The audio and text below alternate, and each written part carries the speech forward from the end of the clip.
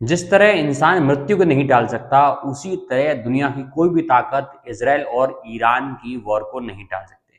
जी हाँ, ये वॉर जो है, ये युद्ध है, ये सदियों पुराना चल रहा है और ये बीच में रुकता है, थमता है, फिर से उसी घड़ी के अंदर वापस से इजराइल ने अटैक करना शुरू कर दिया है ईरान को, और वापस से ईरान भी बहुत ज्यादा तीव्र गति से अटैक कर रहा है इजराइल। और वाकई में बताऊंगा आपको कौन कौन से एरिया के अंदर ईरान भी अटैक कर रहा है। इससे क्या होगा, वापस से मिडिल ईस्ट के अंदर जो टेंशन थी वो वापस से चरम पर पहुंच जाएंगी। आपको पता होगा 2 दिन पहले ही प्रधानमंत्री नरेंद्र मोदी इजराइल से लौट के आए हैं।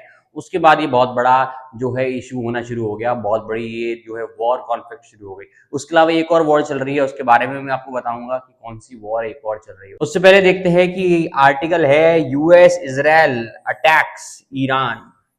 यूएस और इसराइल ने मिलकर अटैक किया है ईरान पे। अभी डायरेक्टली यूएस कूदा नहीं है इस जंग के अंदर, लेकिन अभी इसराइल कर रहा है सारा अटैक ईरान के ऊपर, सारे सपोर्ट के साथ वो की मिल रहा है यूएस के। और आपको ये देखो, सारे आर्टिकल्स के अंदर लिखा हुआ है कि सायरन साउंड्स की आवाज आ रही है जॉर्डन के अंदर, एक्सप्लोजन की आवाज आ रही है ईरान के अंदर, और भी बहुत जगह हैं जहां पे एक्सप्लोजन और सायरन्स की आवाज आ रही है। यानी ये युद्ध अगर ये शुरू हुआ है तो शायद इस बार ये बहुत बढ़ने वाला है और एक बहुत बड़ा निर्णायक होने वाला है।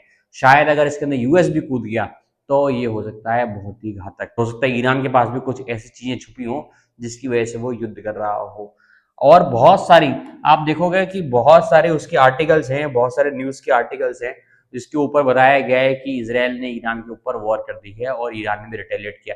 इंडिया को पहले से पता था कि कुछ बड़ा होने वाला है। इंडिया ने इसीलिए 4-5 दिन पहले एक एडवाइजरी जारी कर दी थी, India tell citizen to leave Iran by all available means. आप देखो ये जो आर्टिकल है, ये 4-5 दिन पुराना आर्टिकल है, इसमें डेट नहीं आ रही है।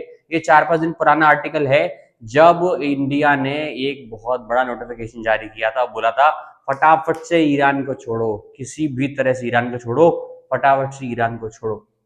मैंने आपको बताया कि ईरान ने भी बहुत सारे अटैक किए हैं। ईरान इतना सिर्फ चुप नहीं रहा है, ईरान भी बहुत सारा अटैक कर रहा है, लेकिन इसराइल की जो अटैक की गति है वो शायद बहुत ज्यादा है। आप देखो ईरान कहाँ का अटैक कर रहा है, ईरान कहाँ कहाँ अटैक कर रहा है। मैं आपको सबसे पहले लोकेशन दिखाता हूँ। ये है ईरान, ठीक है, ये मिडिल ईस्ट का पार्ट है, ये ईरान है, और ये जो एरिया है ये है पाकिस्तान, ठीक है, ये पाकिस्तान का एरिया है और ये ईरान का एरिया है। इसके बाद में इराक है, और भी कंट्रीज हैं। ऊपर चले जाओगे आप, टर्की आपको दिखेगा, ये टर्की है, ठीक है, ये टर्की है, जिसको हम तुर्की बोलते हैं। तो ये ईरान की लोकेशन है। यहाँ आपको दिखेगा छोटा सा, ये है इसराइल, है बहुत छोटा लेकिन बहुत छोटा है। दुनिया की नाक में दम कर रखी है इस छोटे से कंट्री ने। अब ईरान ने अटैक किया है किस किस कंट्री को? ईरान ने इसराइल को अटैक तो करी गई, लेकिन ईरान के बहुत दूर है इसराइल। ईरान ने किसको अटैक किया है? ईरान ने बहरीन को भी अटैक किया है, कतर को भी अटैक किया है, यूएई को अटैक किया है, सऊदी अरब को अटैक किया है, कुवैत को अटैक किया है। अब आप बोलोगे जब लड़ाई चल रही है इन दोनों की, तो इसने इन लोगों को अटैक क्यों किया? ये तो पूरा गल्फ का रीजन है, ये तो पूरा गल्फ का रीजन है, इनको अटैक क्यों किया? इनको इसलिए अटैक किया बिकॉज इन सभी कंट्रीज के अंदर यूएस के मिलिट्री बेस है, ठीक है, इन सभी कंट्रीज के अंदर यूएस के मिलिट्री बेस है। और अगर अगर ईरान इन कंट्रीज पर अटैक नहीं करेगा तो यहाँ के जो मिलिट्री बेस जो यूएस के हैं वो इस तरह से अटैक करना शुरू करेंगे तो शायद ईरान वापस से संभल भी नहीं पाएगा इधर सब, क्योंकि ये कंट्रीज बहुत पास है, इसराइल बहुत दूर है, यहाँ बड़ा मुश्किल हो सकती है, सारी मिसाइल्स काम नहीं आ सकती। जो कॉन्टिनेंटल मिसाइल्स हैं वही काम आ सकती हैं, लेकिन यहाँ से सारे हथियार काम आ सकते हैं जो ईरान को परेशान कर सकते हैं। यहाँ है तेहरान, जो मेन अटैक जो हो रहे हैं वो हो रहे हैं तेहरान के अंदर, यानी कि अभी पूरी कंट्री में अटैक होना शुरू नहीं हुए, अभी कैपिटल सिटी के अंदर अटैक होना शुरू हुए हैं। और इससे पता चलता है कि यूएस और इसराइल किस तरह से मनोबल तोड़ने वाले हैं ईरान का। अब ईरान बोल रहा है कि हम पे ऐसे ऐसे हथियार है, हम निकालने शुरू करेंगे तो आप चौंक जाओगे।